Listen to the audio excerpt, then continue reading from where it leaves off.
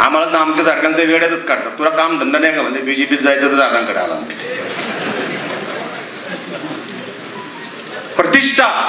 प्रतिष्ठा मिळते पदामुळं, पण पद फक्त 1 वर्षासाठी असतं. पद निर्माण करावं लागते अंतःकरणामध्ये.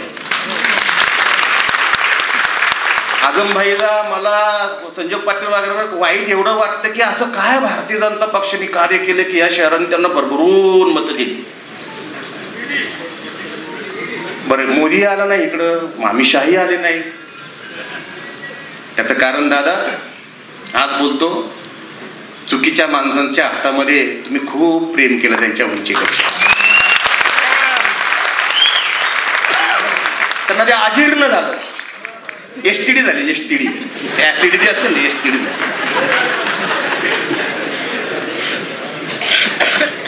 बोललं पाहिजे नेत्यांसमोर सुद्धा बोललं पाहिजे. नेत्यांचे कार्यकर्ते आपण,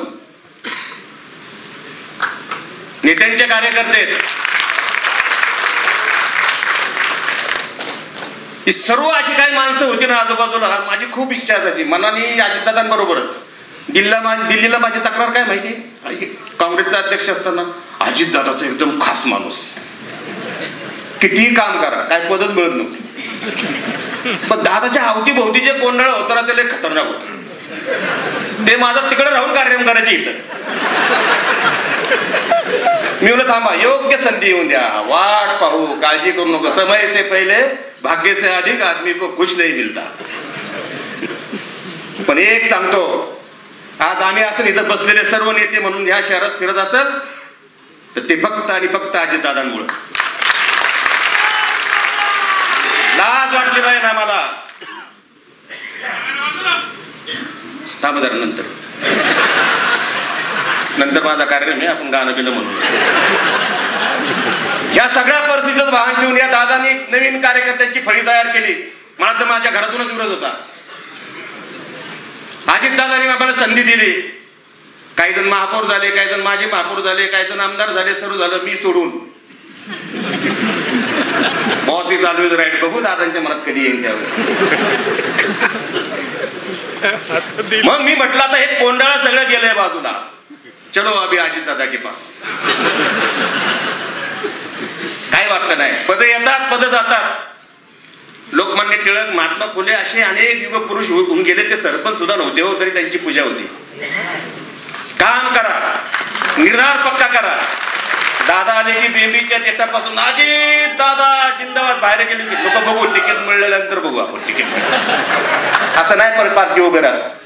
अजित दादा गेल्या या ठिकाणून गेल्यानंतर सुद्धा अजित खवाने ज्यावेळेस बोलवतील त्यावेळेस त्याच तन्मयतेने आपण गर्दी केली पाहिजे. तर की संघटना तोच पक्ष आहे. आम्ही संघटनेत जडणघडण झालेलं आहे. आम्हाला डायरेक्ट शॉर्टकटने काहीच दिलं नाही अजितदादांनी. हो NSYचा अध्यक्ष, हो युवक काँग्रेसचा अध्यक्ष, हो जिल्हा पद नाही. नंतर जरा थांबतो. आनंद एका गोष्टीचा आहे की संघटनात्मक दृष्टिकोनातून ज्याची वाटचाल राजकारणात होती तो कार्यकर्ता कधीही संपत नसतो, कधीच संपत नसतो. त्यामुळे कार्यकर्ता म्हणून जिवंत राहा. अजितदादाचा कार्यकर्ता म्हणत असताना अजितदादा पाठसाला उठणार, कार्यक्रम करणार. आपण अजितदादा आल्यानंतर मला फोन कर बरं का. कानात काही जण तर असले डेंजर काय काय सांगतात. इथं नाही, इथे बसलेले सगळे चांगले बाहेर काय सांगतात. आता अजितदादांना सगळं कळलेलं आहे, कुणी काय सांगायच्या भानगडीत पडू नका. अजितदादांना कोण कसं कधी कुठं जातं, कधी मिटिंग होती, काय कार्यक्रम करतात, रात्री कुठं बसतात, पण कोणत्या वेळेत बसतात हे सगळं माहिती. मला आठवण एका गोष्टीची येते की ज्यावेळेस आमच्या कार्यकर्ते आम्ही ज्यावेळेस जडणघडण झाली, अण्णासाहेब बगरांनी काय केलं. इतिहास कोण वाचतं का कधी. 4 पिढ्यांबरोबर मी राजकारण करतो. आजमभाई असतील, आम्ही असतील, संजय पाटील असतील, आजमभाईंनी आम्हाला आशीर्वाद दिले. काय केलं या भारतीय जनता पक्षाने. आपण म्हणतो त्यांना उधळून लावा, सत्ता उलटून लावा. आपलेच लोक गेले तिकडे 7, आजमभाई 4 आणि 5 यायचे हो बीजेपीचे. 3 मी प्रत्येक वर्ष सांगतो. मी 25 वर्ष सतत केलंच. आणि म्हणून ह्या सगळ्या परिस्थितीचं भान ठेवून आपण आत्मचिंतन करा मेळाव्यातून की आपला धर्म आहे. अजितदादांनी ह्या राष्ट्रीय पातळीवर ह्या शहराला एक प्रतिष्ठा दिली. काय काम असतं, कसं काम करावं, स्वतः नेता उठतो. बारामतीत सुद्धा जेवढं लक्ष नाही तेवढं या आताच्या तळ हाताच्या पुढागत अजितदादांनी या शहराला जपलं, कार्यकर्ते मोठे केले. आज आम्ही इथं स्टेजवर गर्दी आहे ना, ती केवळ त्यांची देणगी. जास्त वेळ बोलणार नाही म्हणून आज घ्या बोलून म्हणलं. दादा नंतर परत ऐकतील का नाही ऐकतील का नाही, वाढदिवस आहे आपला, घ्या संधी म्हणून. पण या ठिकाणी बोलतो बोलतो काळजीच करू नका. पण हे सर्व आपण करत असताना किंवा जडणघडण करत असताना किंवा वाटचाल करत असताना किंवा हे माहीत असताना किंवा भाषण करत असताना शहराचा इतिहासाबद्दल सुद्धा आत्मचिंतन करा. खरं तर पेटून उठलं पाहिजे. पेटून म्हणजे काय मशाली घेऊन आपल्या पुढे आग लावायची नाही. अंतकरणात तुम्ही काहीतरी कुठं काय त्या दादांना वाटत असतं याला एवढं काम करा, सकाळी उठा, याला महापौर कर, त्याला आमदार कर, आणि तेच कार्यक्रम जास्त करतात. खंत वाटत असेल तो माणूस, तो व्यक्ती दाखवतात दादा. कारण का मला सुद्धा ज्यावेळेस काही जण राजकारणात कोण पद दिल्यानंतर त्यांनी माझा घात केल्यानंतर काय वेदना होतात ते त्यांना माहीत असतं.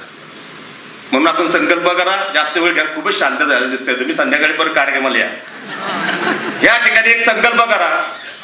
अजितदादांच्या हे बघा, त्या राज्याचं काय करायचं दादा बघून घेतील. काय करायचं काय ती झाडीन काय काय घेतलं डोंगरन बिंगर आपल्याला. आपल्या शहराची काय वाताहत झालेली आहे. त्या शहराचा कोणत्याही राजकारणामध्ये कोणत्याही संस्थेमध्ये कुणाचा तरी एका नेत्याचा अंकुश असावा लागतो. अजितदादांनी फोन केल्यानं ताकद नसायची. आता 25 गट आहेत. तो म्हणतो माझा मॅनेजर असेल तर तुला मंजूर, तो म्हणतो नाही तुझं ठीक असेल तर मी तुला मदत करेन. हे सगळं असं चाललंय. नागपूर कुठं तिथून इथून फिरवणार का? ज्यांची पुण्य ह्या ठिकाणी लाभलेलं आहे, ज्या पवार साहेबांनी, ज्या अजितदादांनी, ज्या रामकृष्ण मोरेंनी ह्या शहराचं नंदनवन केलं. 1.5-2 लाखाचं असलं शहर 26-27 लाखाचं झाल्यानंतर सुद्धा परिपूर्ण आणि शहराने भारताने पाहावं असं असलेलं शहर हे काय बीजेपीने केलं का?